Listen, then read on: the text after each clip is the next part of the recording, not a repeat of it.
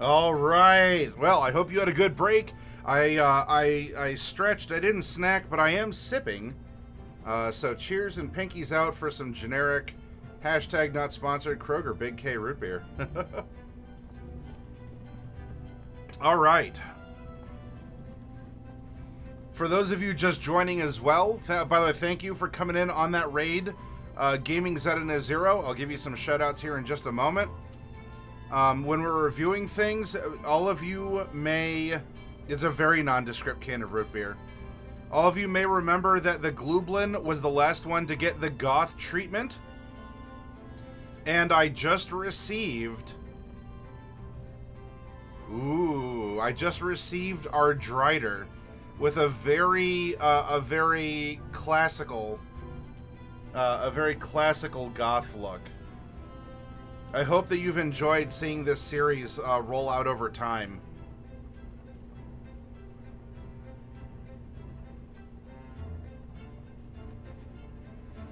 Let's give the shoutouts real quick to our raiders. I hope that your game went well, Naziro.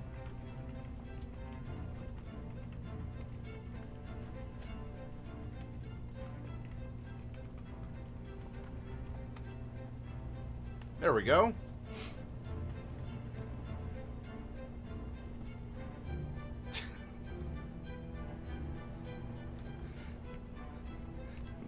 Good fam, NGL, G2G, Bit, BZ, LOL. I have to see how Sunday goes. There's a bunch of construction just heading out of the state, so I wouldn't even try to guess anything tomorrow. Okay. All right, Bane. Well, do what you gotta do, and if you either want to meet or you want me to drop off the part at the store or something for you, just let me know what works best for you.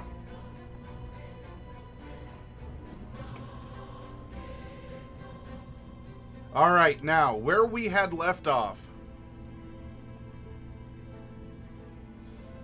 We're going to go over, a little bit of magic systems as well. Here is the article. Now, Overlord, I have an ooh-woo. If you want an ooh-woo, well, here you go, my friend. There's an ooh-woo for you.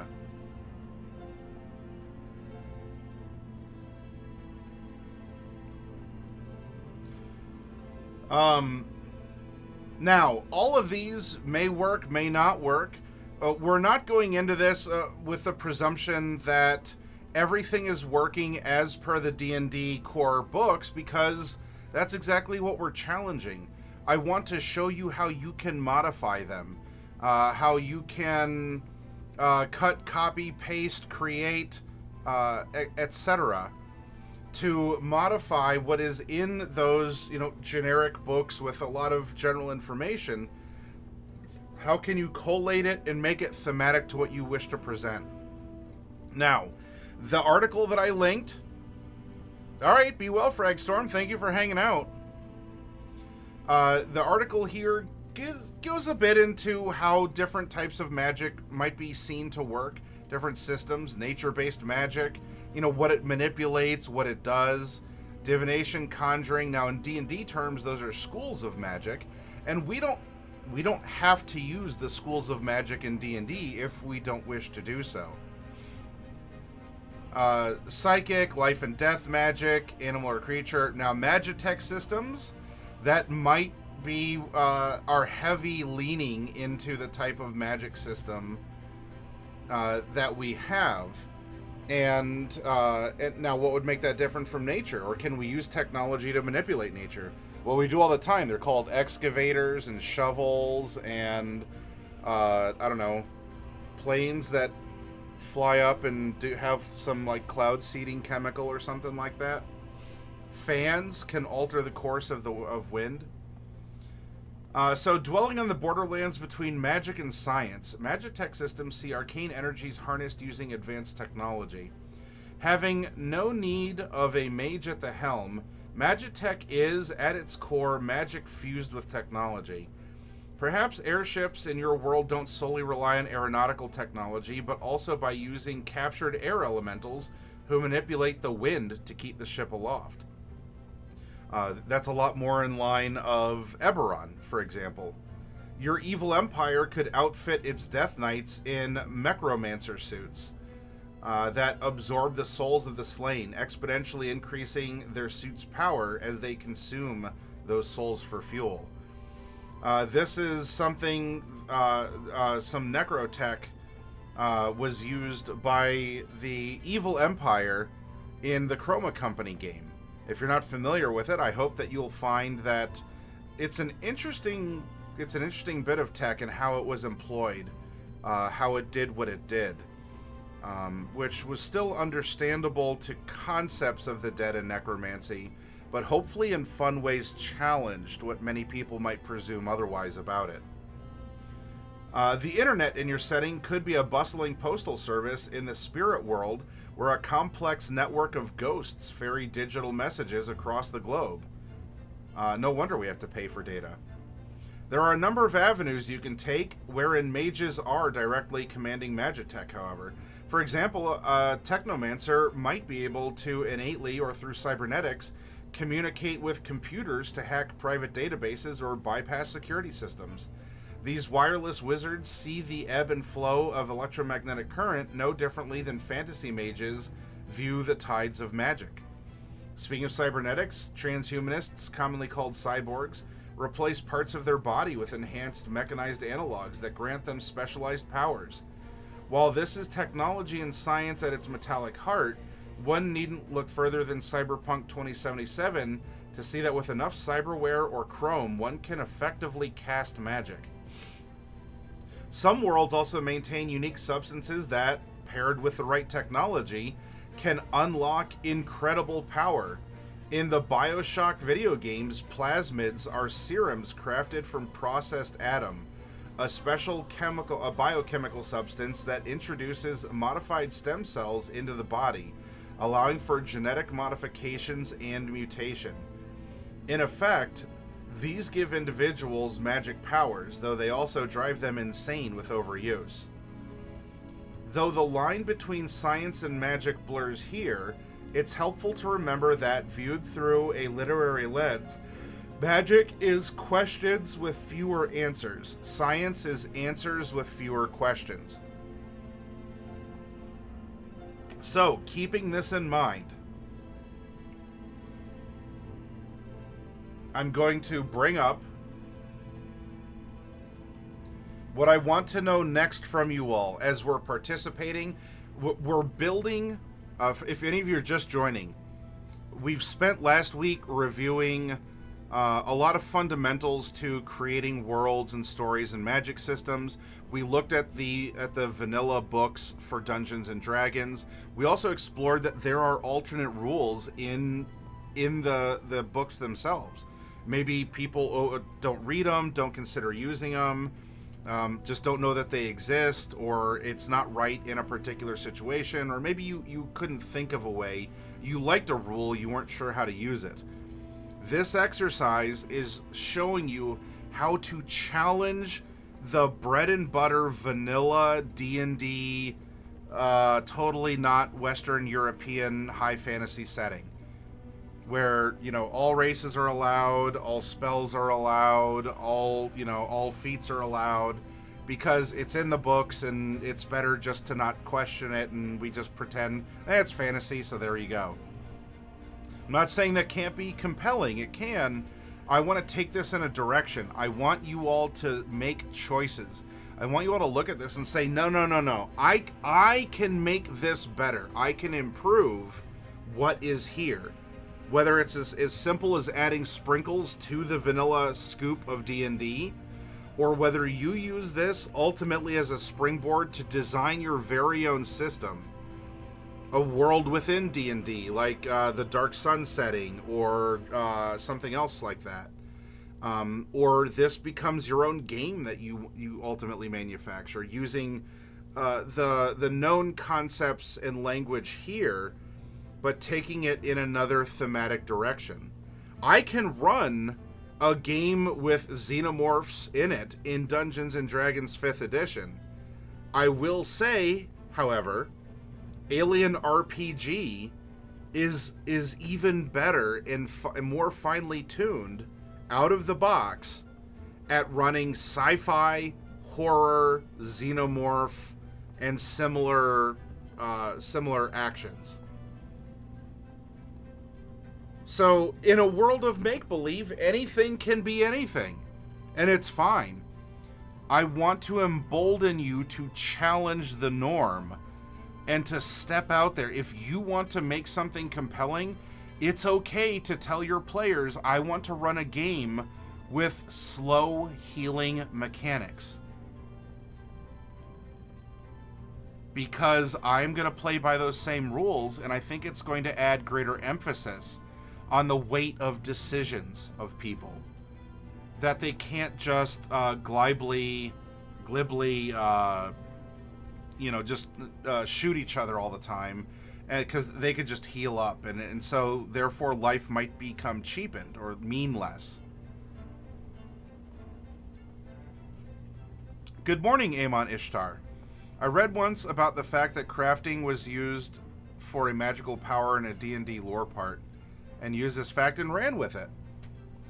And you don't need to make 100 different changes. Sometimes a couple small changes can ripple through or trickle down through this system and really help to realign things around those concepts. Now, does that mean that a goblin in your game, which with the rules everyone's playing by, a goblin might as well be a demigod? Does that mean that you can take it to whatever Gen Con and sit down and expect that level of play? Or can you compare it against vanilla D&D run at conventions? No, and it should never be. These are your creations. These are your nights of participatory storytelling with friends and family. This is meaningful to you. Now, it's something you can adjust on the fly and you can refine over time. But if you want to make a goblin the BBEG of a level 20 D&D campaign, you absolutely can. And don't worry what other people are going to think, whether it's online or something else. This is your game, your story. This is your time to share with your friends and family at your table. I want you to be bold and to be innovative. There's a lot of sameness going on right now, everyone. A lot of prequels, sequels, reboots, remakes, resets, redos, reshoots, everything. There's a lot of that. There's a lot of dead horses getting beaten. I don't want you to fall into the trap that you have to do the same thing over and over again. I believe in you, that you are creative, and that you can find ways in and through these modular rules for D&D, or to embrace a completely different game. But maybe this exercise really opens your eyes to, well, what lieth beyond vanilla Player's Handbook, or even just going by the expanded books. You get you get Xanathars, you get Tasha's or something. It's still, what is made for those is a vanilla presentation of D&D. It's just an expanded range of vanilla. Hi, Big Slam. Good to see ya. Amon says, now my weak, magical, big evil puppet master uses crafting as a substitute to empower his necrotic magic in the cult. When I hear a goblin or kobold is the big evil guy in a story, I ask for the details. Sounds like an interesting story to hear. Exactly. Very commonly, because I understand challenge rating's weird, or we just want to throw something into and have a fun fight. We don't want to think too much about it. We just want to roll with what's there. That is a state for many of us, broadly or specifically in moments. but that does get the attention. Oh, I've never heard of that before. A goblin as a challenge for a level 20 party? Well, how does that happen? I thought goblins were just these little, whatever, cave-dwelling CR 1/4 creatures.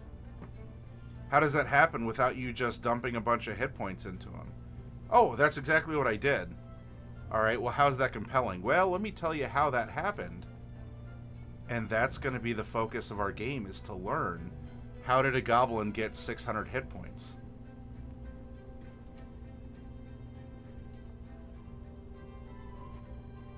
Amon says, I helped my IT class 2 character for my 6th player exploring my Fey Forest of Dreams. Okay, so you have 2 people in your IT class who are playing D&D with you. Okay. Why 2? Are you dual boxing? All right, the next thing I want to learn from you, we know you have told me you want to explore rules to help tell a story where the focus is on what the things are and what people do with the things. That this is a low magic world. That this is a hard magic system. Now I want you to tell me, what is the source of magic, magitech? What is the source of the fantasy in our sci-fi fantasy setting?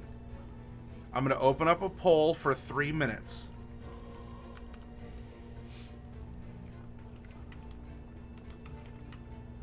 And I'm going to expand on this.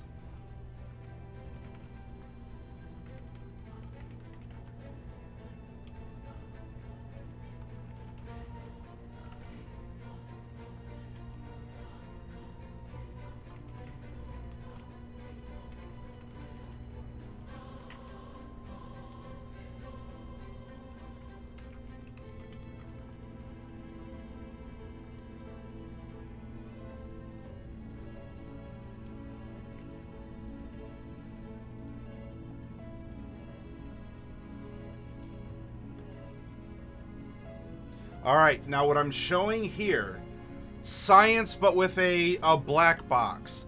It is a fuel source like in Valkyria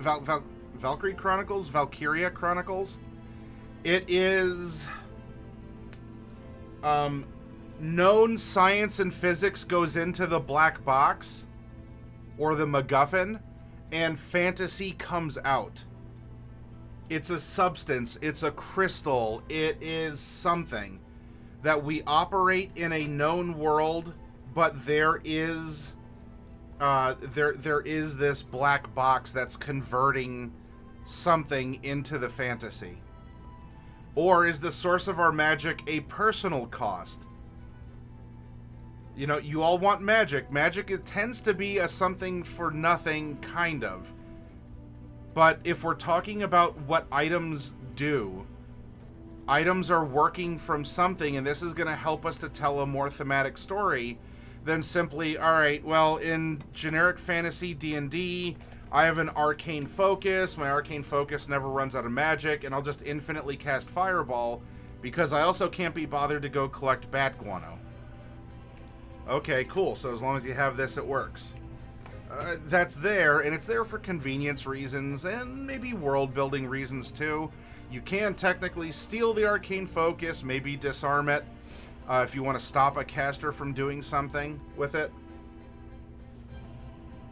But we're not going with the super traditional. Is there a known outsider that is producing the magic that might be funneled through the things that are bringing the fantasy? This is a god or gods, a patron, like a warlock style.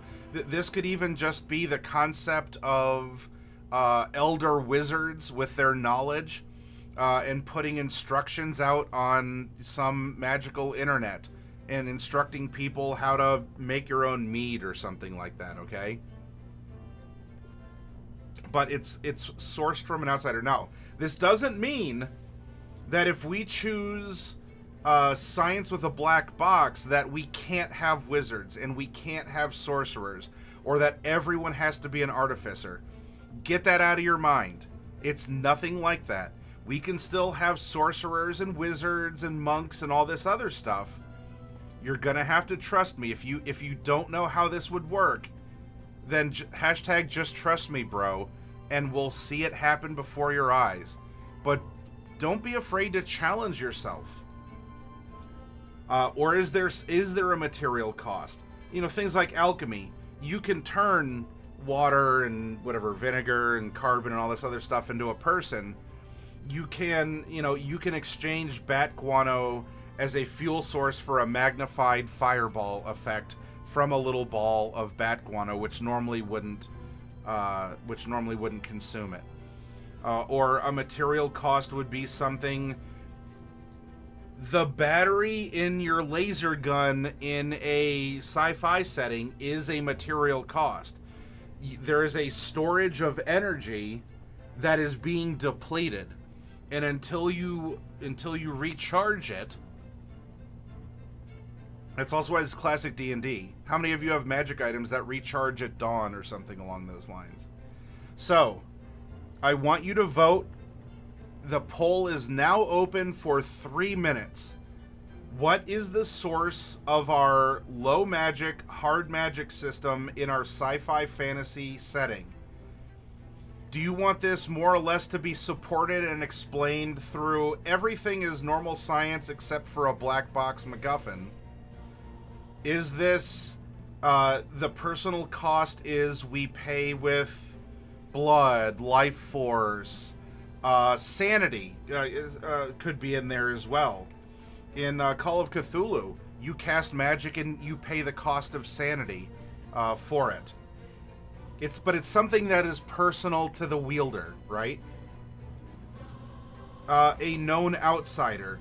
So someone who is not among you is granting you these things, like the Aegis from the Greek gods to fight Medusa. Or, you know, maybe classic D&D interpretations of cleric and warlock, or a wise mentor for a wizard and such. James North says, humankind cannot gain anything without first giving something in return. Ryufu Silverlight, hello! It's good to see you. Oh yeah, Valkyria. Now, I've only played the first, but I really liked it. Everything... The music, the way the graphics for the time, I think still hold up well as it was presented in a good way. I thought the story was nice. The tactics were cool. The world was immersive enough to really get into the, like, I get the broad idea that it's totally not World War II, guys, but where does the fantasy come into the sci-fi fantasy of Valkyria Chronicles? What is this, like, blue glowing thing that powers the tanks? Yeah, spellcasting makes you hungry. That could be hunger. Or is there just, you know, material cost? You find what works to make a spell. Amon says, I had a story once where a person paid with memories, sense, or even an amount of flesh.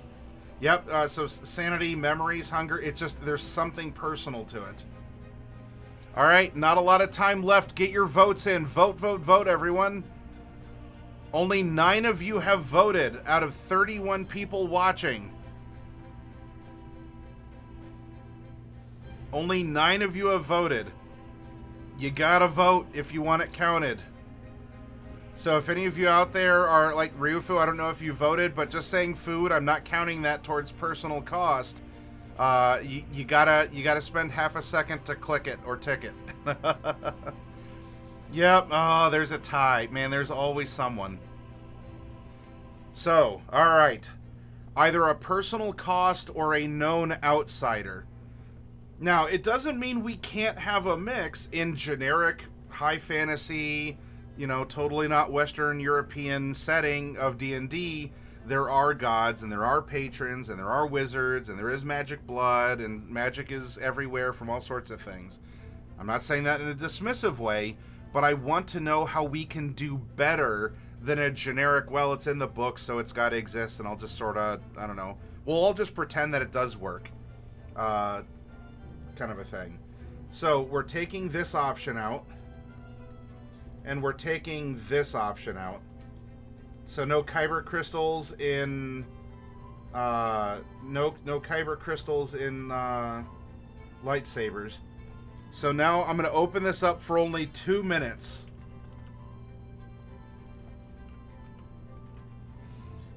Hopefully more than 9 will vote. But I need you to choose 2 or 3.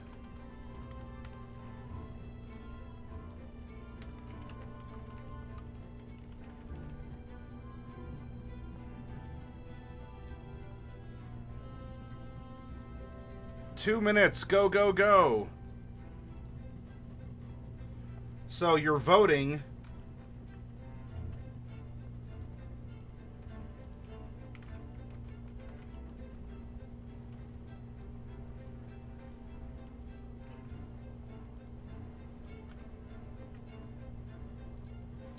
If any of you have ever played Dishonored, that would be a style of magic in a sci-fi setting. But this could be a god, patron, like just a powerful mentor.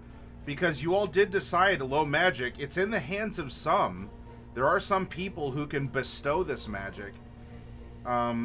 In other words, just some kind of battery of knowledge, energy, material, something. But it's coming from without and not from within. Yeah, that is the outsider.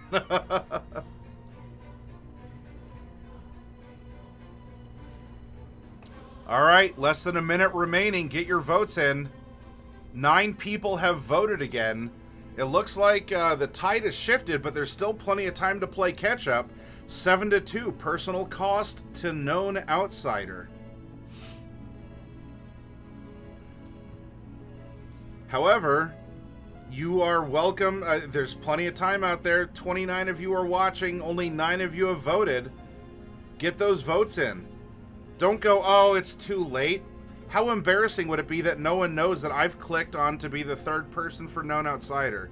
Get over that. Step up. Participate. You got this, everyone. Be bold. That's exactly what this workshop is encouraging you to do. Be bold. All right, personal cost. So we are going to have a source of magic in this world.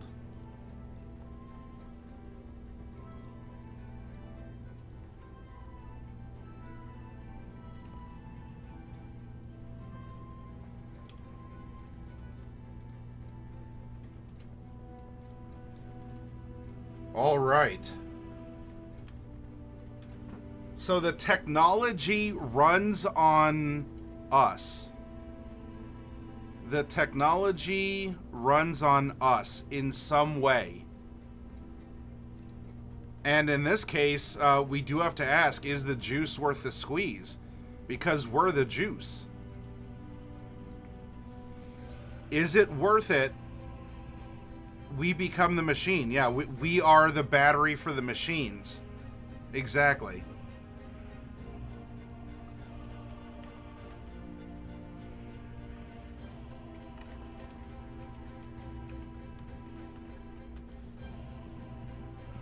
There you go.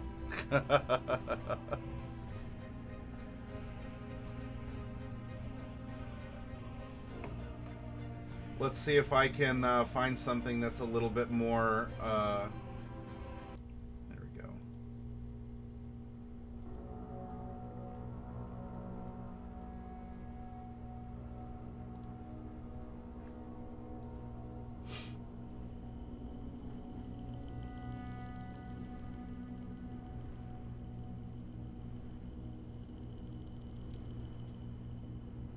All right, now.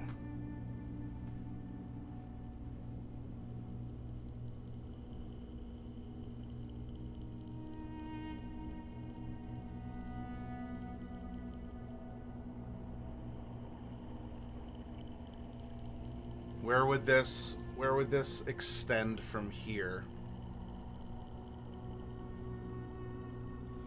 We've had our source of magic. We know that this is a low magic world. So it's in the hands of some. It's known, but not everyone has it, can use it, or understands it.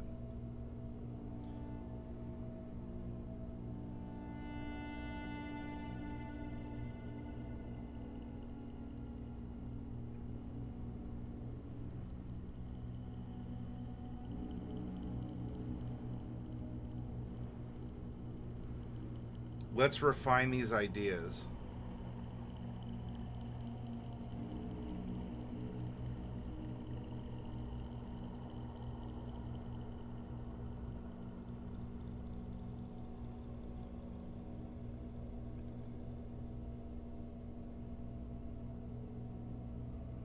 Hi, Skinian. All right, Garaz Fireaxe, thank you for hanging out. Yep, you are nothing more than this, and holds up a battery.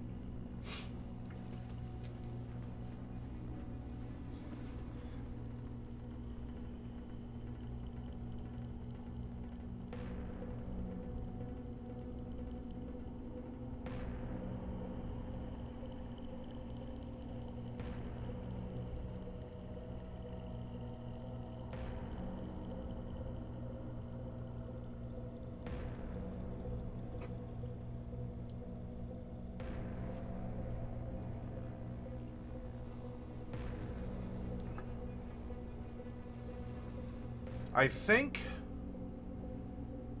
I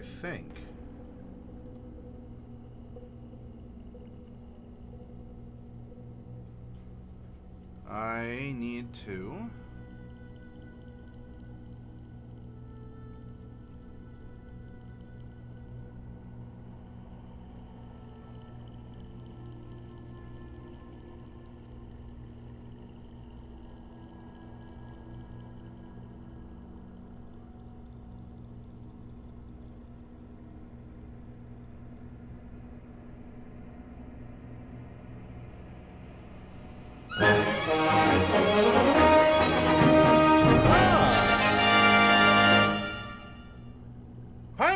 hello.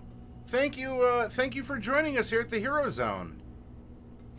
DCC did pretty well with that personal cost of magic. How so, James?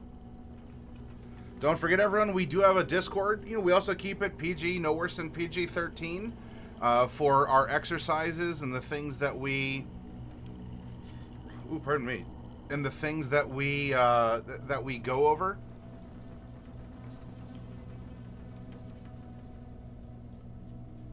I'm heading over in the Dungeon Master's Guide.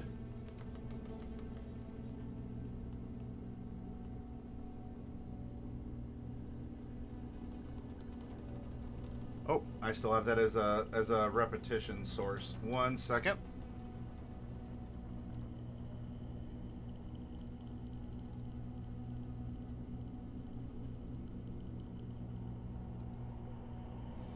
All right, now, if any of you have the DMG at home, maybe you haven't really looked into these pages. If you've never read the DMG, this might be some new information on. Well, we're coming up on not 6th edition TM, but we're over in we're on 266, and we're going back, and we are going back. Into the Dungeon Master's Workshop with ideas about skill variants and things like hero points, the introduction of new ability scores like honor and sanity that can be tested. Now that we know a direction, because adding all of these may not be appropriate to all games. Or you might go, oh, you know what? Adding sanity to a Curse of Strahd, 1 through 10 module, that might be pretty cool. What are some things that we've reviewed in the workshop last week that can help us tell a story about a world that magic exists through devices that draw on personal things of people? And how can this...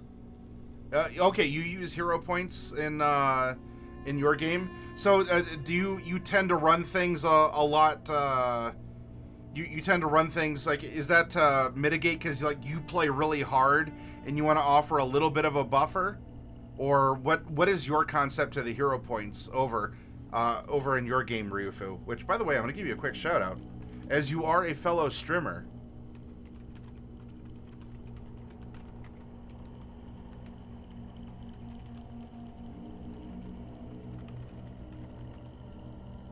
There we go.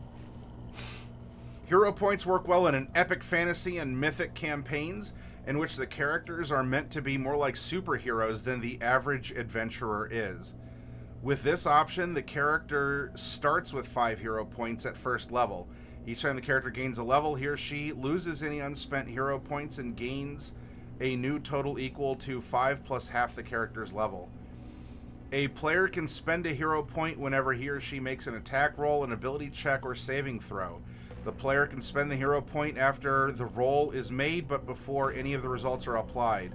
Spending the hero point allows the player to roll a d6 and add it to the d20, possibly turning a failure into a success. A player can spend only 1 hero point per roll. In addition, whenever a character fails a death saving throw, the player can spend 1 hero point to turn the failure into a success. Reward system: whenever the players do something cool or heroic, they can cash in the points for the things mentioned.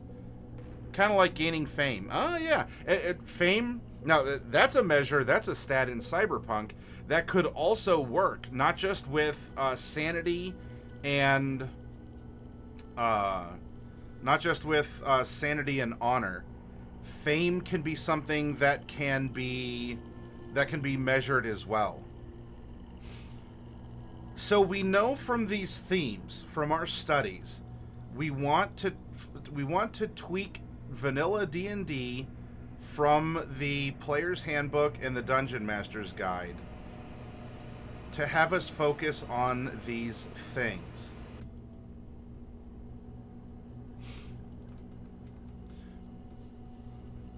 And I'm going to show you a very time-honored tradition of how to go about planning for stuff like this. And if you all are ready,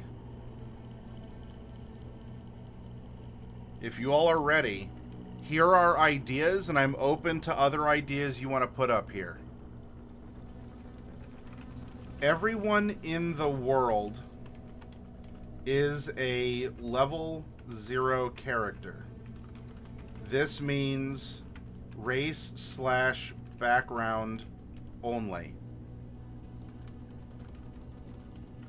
Classes, and I'm putting that in parentheses because we can replace it.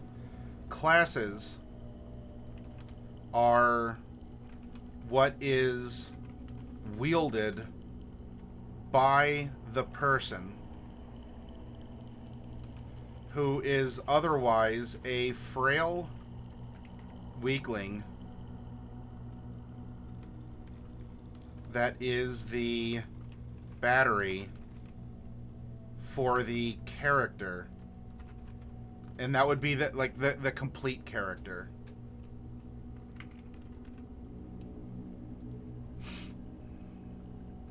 So without the gear, everyone is low powered.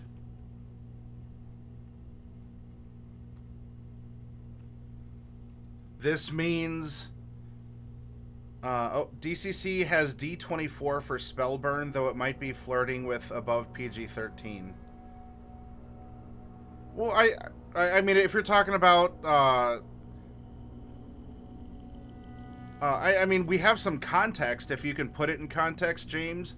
Or if it's something like, I don't know, an effect of spell burn is a super graphic depiction of your nose melting off your face. You don't have to give the graphic depiction if that's the cost that's paid to cast a spell, but you can bring up the concept.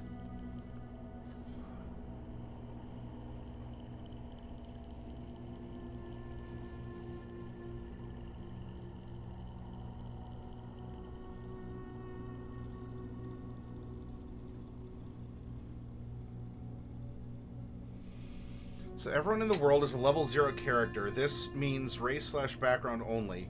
Classes are what are wielded. By the person who is otherwise a frail weakling, and that is the battery for the complete character. So without the gear, everyone's low powered. Think mech warriors in BattleTech. The mech warrior is a person. Inside the suit,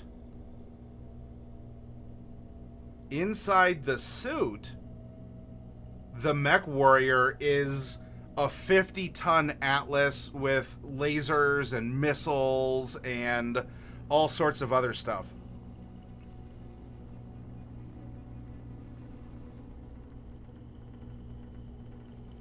What this would mean in your game of D&D is that this would be like job crystals from various Final Fantasy games as well.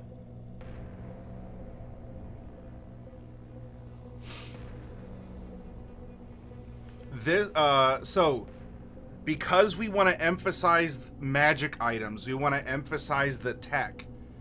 You as the character are the squishy center.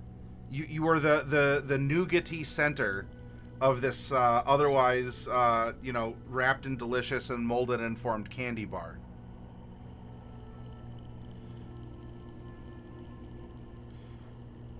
If you're caught outside of your magic,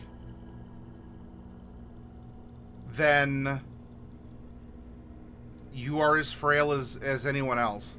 Maybe with some exception. Because perhaps you get stronger by using it, so your ability scores, which are a part of you, but you don't get that supernatural exercise to increase beyond the human limits of something. You know, if the human limits are 10, and you go above that, it takes this kind of training and draining in order to achieve this. James says, not so much for using, but to enhance and make sure it works, and you burn ability score points.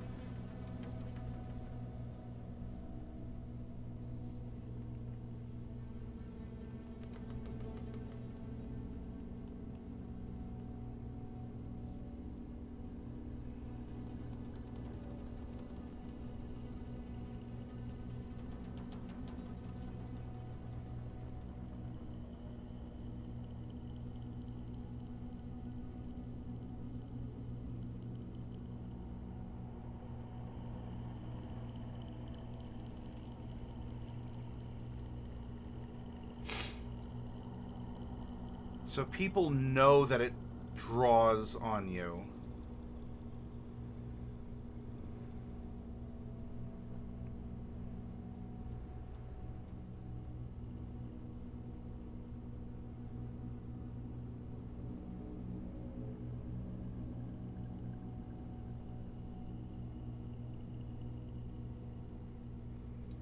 Focus on what the things are and do. People use the things to be the exception to the rule. Personal cost of blood, life, sanity, hunger.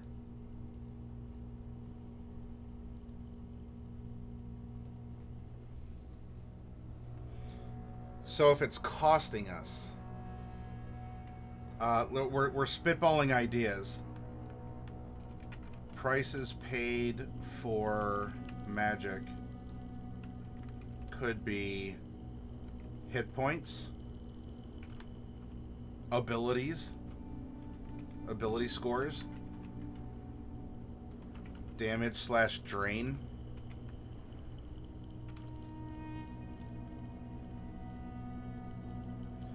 This could be some 7th ability. We can call it 7th. Whoop.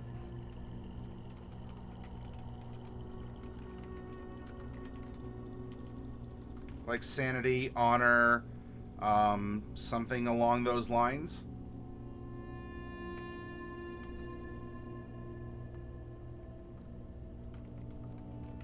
Hit dice. This probably means as well.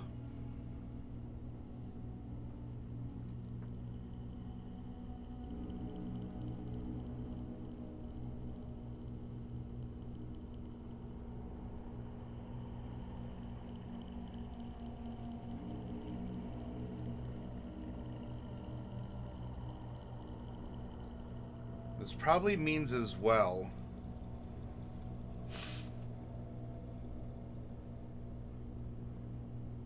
I mean, anyone out of their gear or not using gear just swings as they swing. But when you do, you know, because a wizard can swing a staff, a fighter can swing a sword. But when you do something exceptional, when you get that second attack, when you get... Because when you get to that point, it's as if you are casting a cantrip.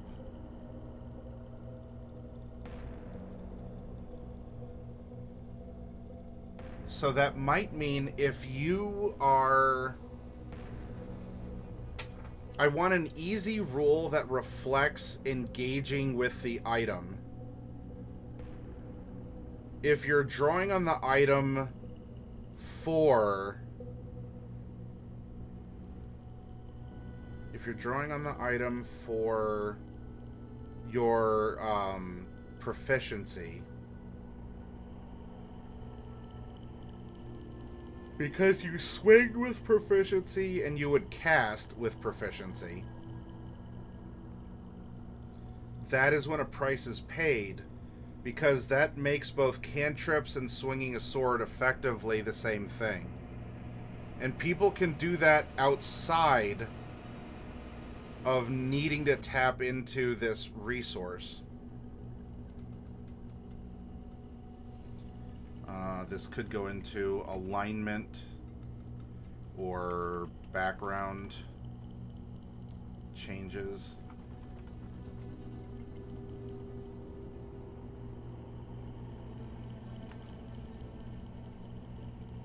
A running joke in a TV. Uh-oh. That's loud.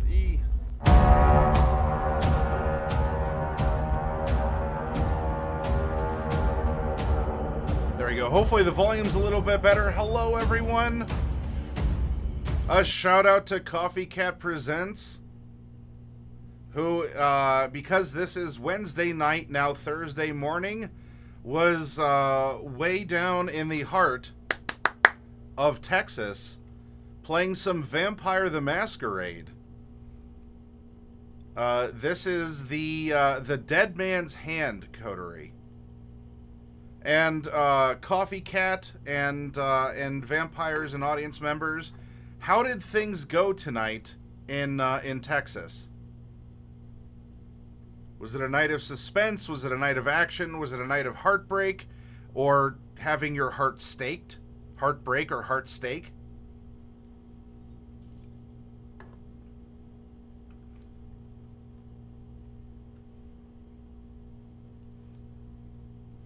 Amon says, a running joke in a D&D party is that my druid is the only character who isn't strong. So I sometimes overplay it a bit when she fails and looks at the other members. Skinnian says, the guy that ran the first edition that I originally played had a fame tally that he'd keep. I used fame, renown, and valor to add to the campaign. Vampire is interesting and sad. What happened? What is the gist of what occurred?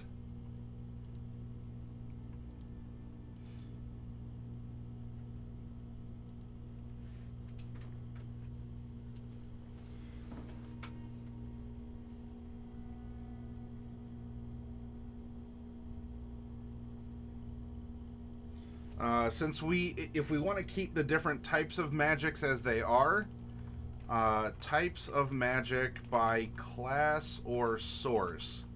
So that would be arcane, divine,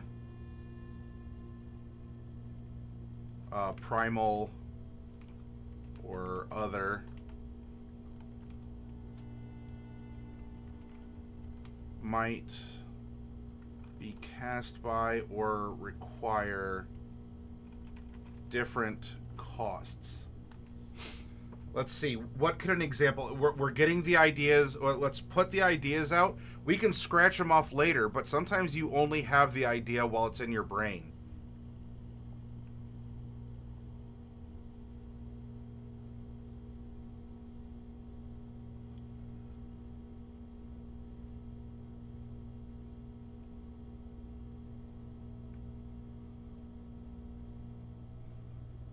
No, you're fine, Scanian.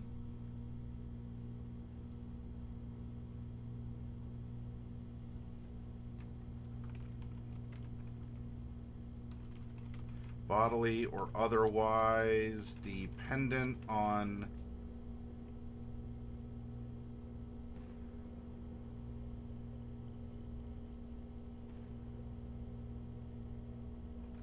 depending on the source.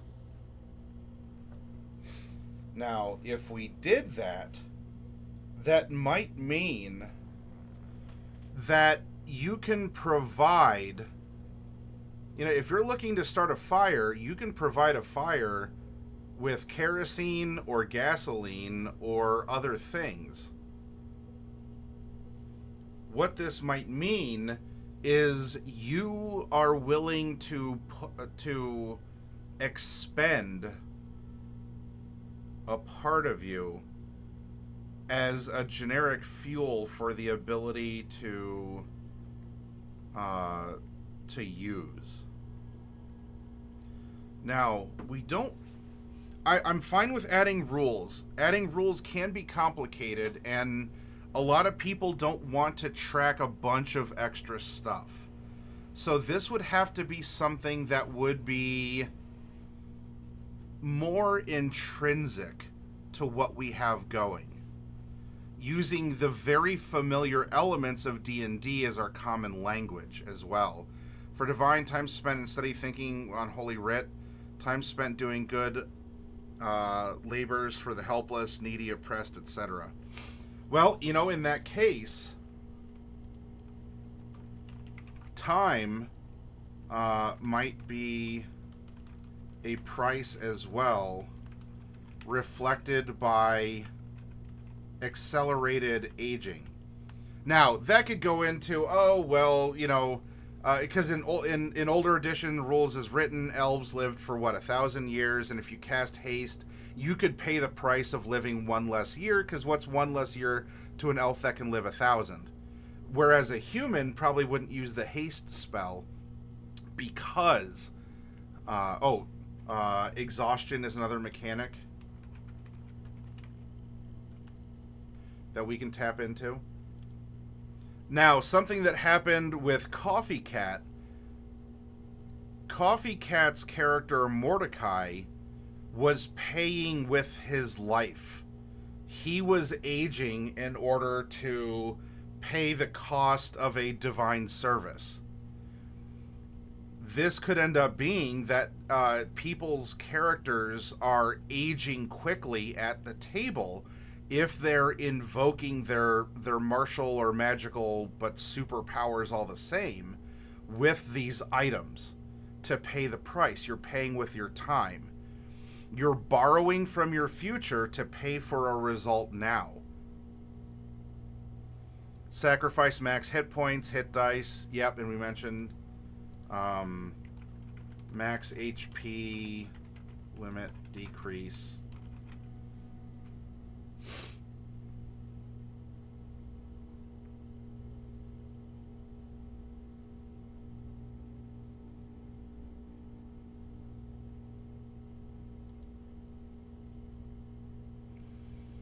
In a book, they had a karmic magic system, good deeds to offset the harm magic, and the other way around. Reaver Bay coming in with that raid. I mean, if I could live one less year in order to have an instantly clean house. But how often would you have to cast that? You might be losing many years. But I mean, haste. Now, haste was powerful. You got to do some kind of game breaking stuff, and that was the counter. Was you're paying for it with your life. Burn hit die for a spell.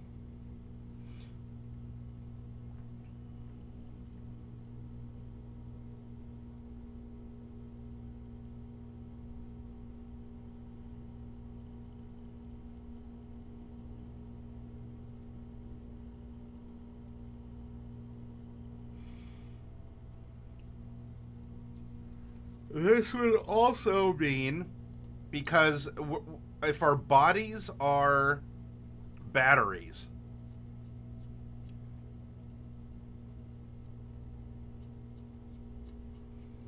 then modifying healing, I mean, magical healing can exist, but it's immediate healing now for a cost. Something like rest variance, like gritty realism and slow natural healing. Now, what that would do is shift the focus more to, if this battle's happening, you have to make it meaningful. That would come around to concepts like in Battletech. You don't just put your mech out there, because a lot of things can happen. From an accident, you trip and you fall over, and I don't know, you knock yourself out and someone comes up to the canopy and kills you and takes your mech, or it provokes other attacks. It's something that's purposeful. So the point of the campaign in that case would be to focus on downtime, or to focus on the interpersonal relationships between the characters that exist, and make it so that when battle happens, it is titanic. It is fierce. Now, many level 0 characters can probably take on a goblin and stuff out, with a normal swing and such. You don't necessarily need to put on your Sailor Moon magical transformation that drains your hit points in order to fight. Now, you would fight better, but it would, is the cost worth it in that case? If our bodies are batteries, mine needs to go on the charger, says Reaver. To show the draining aspect of magic to your body, and you used your natural regeneration to offset the energy drain. So that could be, if you are exerting yourself, if you are just out there and you're just constantly casting spells or using all these other, even a martial ability. That way, being a barbarian is still something that is taxing, because you are doing more than what is mortally available through this technology. This is a sci-fi fantasy idea. We know that things happen. There is a rhyme and a reason. We know the costs. The cultures engaging in this are knowledgeable, despite this is a low magic system. Magic is in the hands of some. Not everyone has a job stone or something along those lines. But especially because of the personal cost of blood. This is leading me for people who step up this way and are willing to embrace the tech and to pay the sacrifice for duty or for honor. We might have this seventh. We might have something like a renown, which would be a something that isn't taxed or touched by these systems, by this sci-fi fantasy tech. But with the other commoners, the other normies, that can help you immensely. Because it's not just your personal charisma. We're talking about your reputation, which might help in other ways. because people see that you are. Everyone knows there goes a knight, and this battle is going to see him depleted. People may not understand or feel the weight of the costs imposed, but they know that it's there.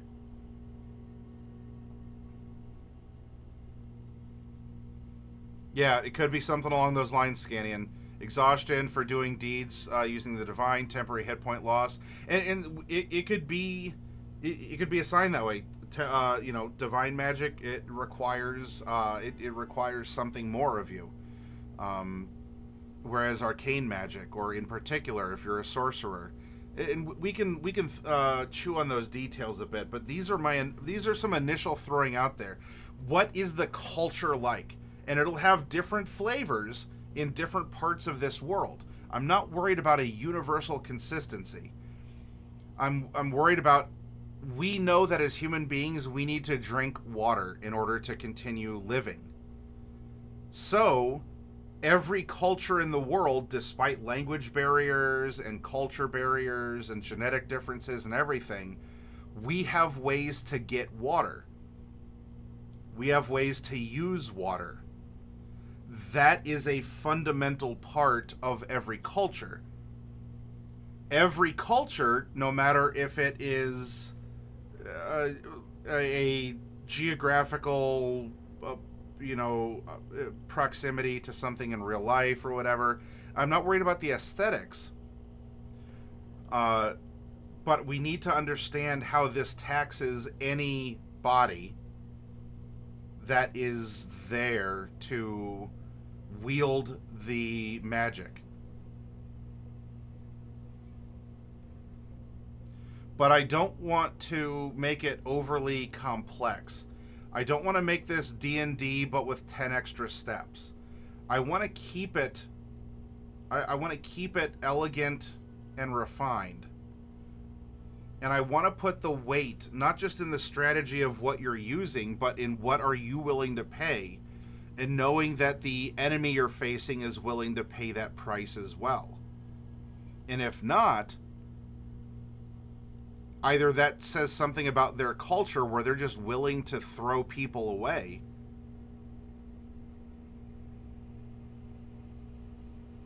or that's that little bit, that's that 80-20 split in the Sandersonian magic system, that he writes an 80% hard magic system, leaving 20% to mystery.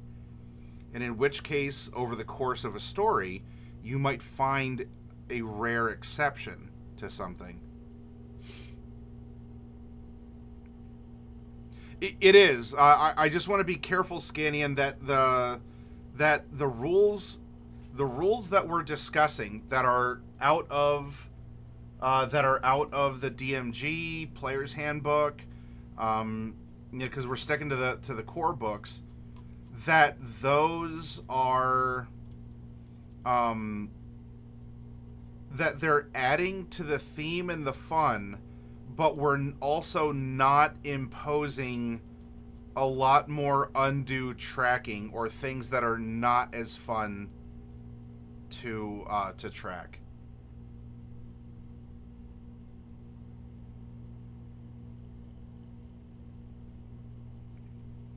And of course, we can look at incorporating stuff like this alien technology.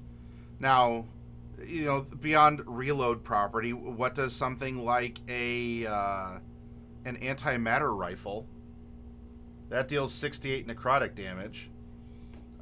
What is that powered by? Now, a revolver, this is something that might also exist in sci-fi. We're looking at the things that are breaking the norm for the people that live in the world, not the other way around in a superhero fantasy, where the people break the norms for the people in the world. So what is something that doesn't draw on cause and effect of fire plus gunpowder equals, explosion pew pew?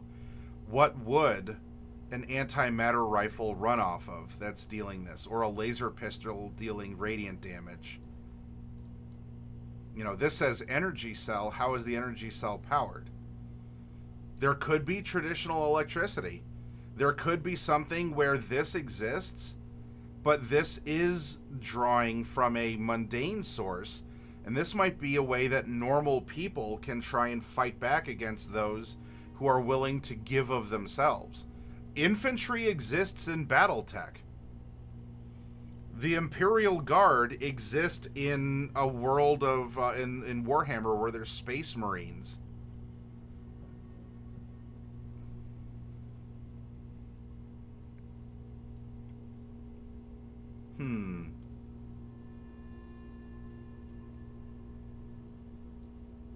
I mean, ultimately, it's all fairy dust, Scannian. Well, these are some notes. These are some notes to mull over here, and a good conversation. I'm happy to continue it, but I like where this is starting, and to illustrate the process of just sitting down and putting down a couple ideas is going to give you a really solid direction forward.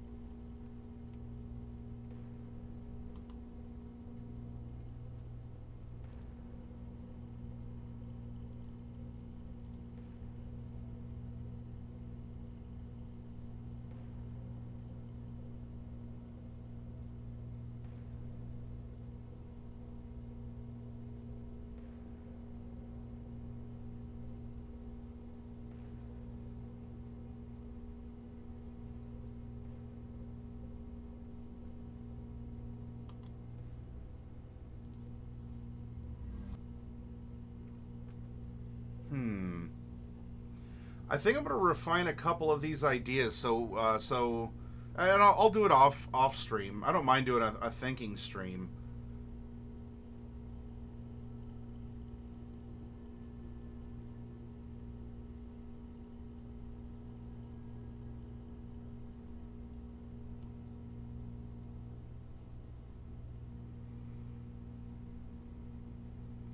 But why don't we do this?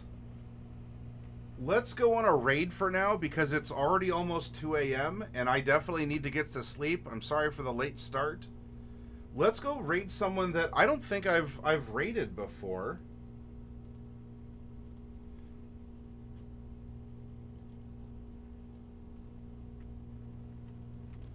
I am going to go raid a channel called Fears and Fables. I don't think I've met this crew or listened in on them. They're doing some kind of,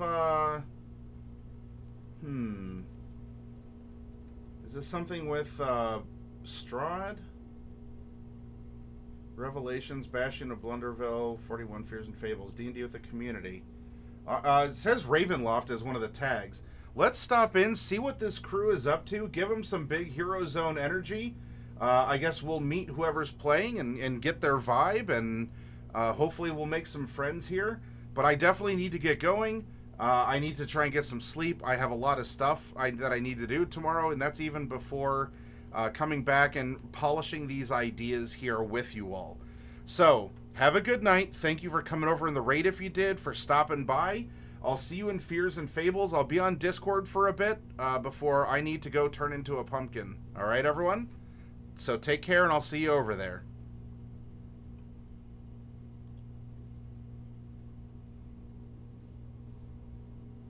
Now I think I'm gonna hold off.